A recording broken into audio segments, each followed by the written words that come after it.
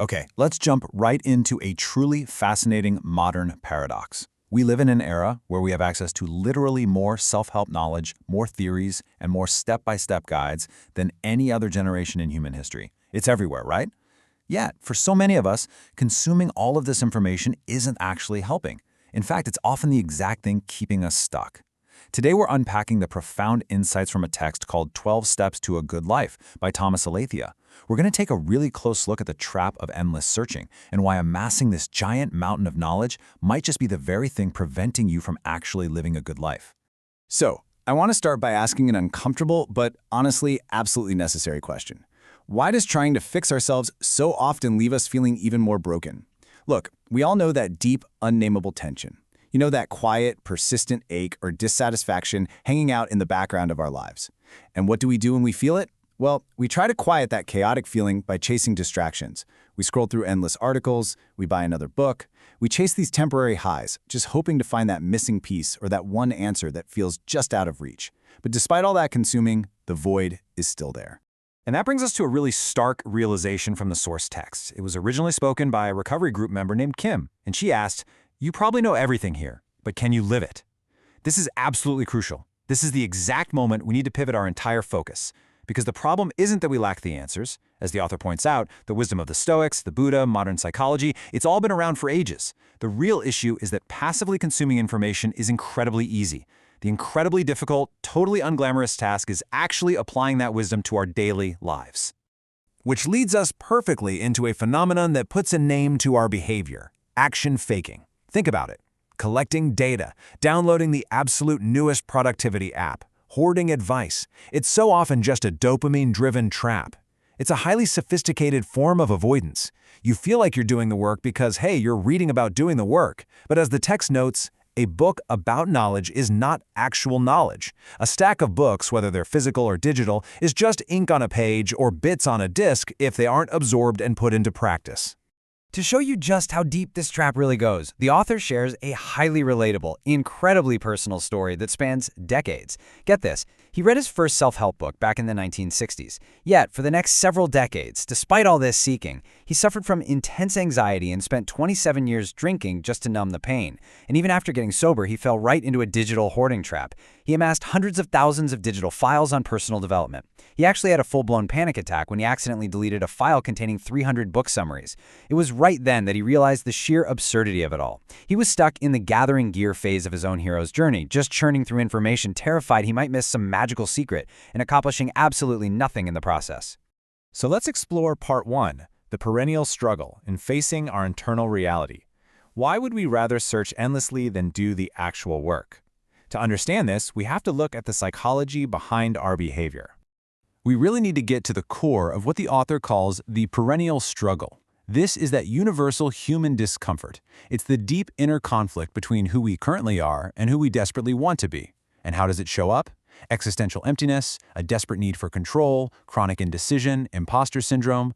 We are so terrified of facing this messy internal reality that we resort to avoidance and numbing. And here is the real kicker.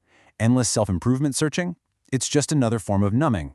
We literally use it to avoid looking inward. We look for a magical, external cure-all so we don't have to face the really uncomfortable truth that we are causing our own misery through our distorted thoughts and beliefs. The author came to a humorous but honestly profound realization about his own mind. He figured that out of the 100 billion thoughts he's had in his lifetime, about 99% of them were simply nonsense. Just complete nonsense.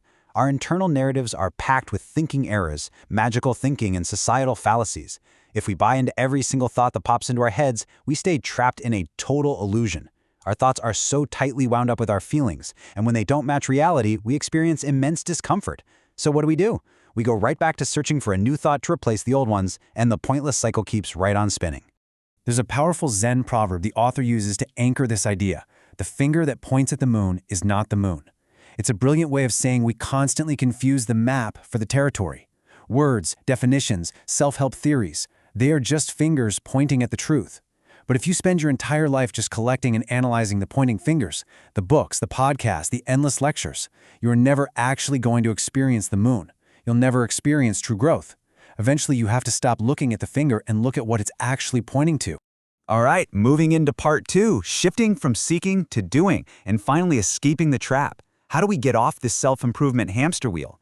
It requires a massive paradigm shift. I really want to emphasize the core realization here. When searching is the goal, you learn nothing. Nothing at all. If you are constantly looking out there for the next guru, the next life-hacking framework, or the ultimate secret to happiness, you are actively distracting yourself from looking within. Searching literally becomes its own self-sustaining goal. You might think you're on this noble quest for the truth, but in reality, you're just engaging in totally non-productive behavior to hide from real life. The crucial point is contrasting these two radically different approaches. Seeking out there relies on the total myth of what the author calls the magical other, or this idea of sudden, permanent enlightenment. We want a peak experience that will just fix us forever, right? But the truth is way less glamorous. Looking within is about daily practice. It's about facing reality exactly as it actually is, not as you wish it to be.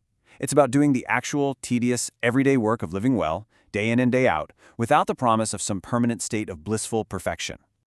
According to the text, there are basically 3 ways we experience change. Option 1, you crash into reality because of poor decisions or totally unrealistic expectations. Option 2, reality crashes into you through events completely outside your control, like an illness or a sudden loss. Now, both of those are incredibly painful and often catastrophic. But thankfully, there is a third way. Option 3, you participate in reality. You simply stop avoiding it, you stop numbing it with endless information gathering, you become a proactive partner with life, and you actually align your actions with your core values.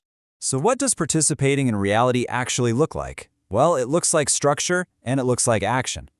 The author relies heavily on the framework of the 12 steps for this. It involves taking a deep, brutally honest personal inventory to uncover your hidden payoffs and those toxic behavior cycles. It means admitting what you've found, making amends where you've caused harm, and practicing daily meditation just to quiet that noisy mind. It means stepping outside of your own ego and genuinely helping others. A good life isn't found in a sudden, lightning bolt revelation. It is the result of continuous, structured action using the simple tools you already have. And that brings us to an incredibly powerful final question straight from the author. He simply asks, what step are you on?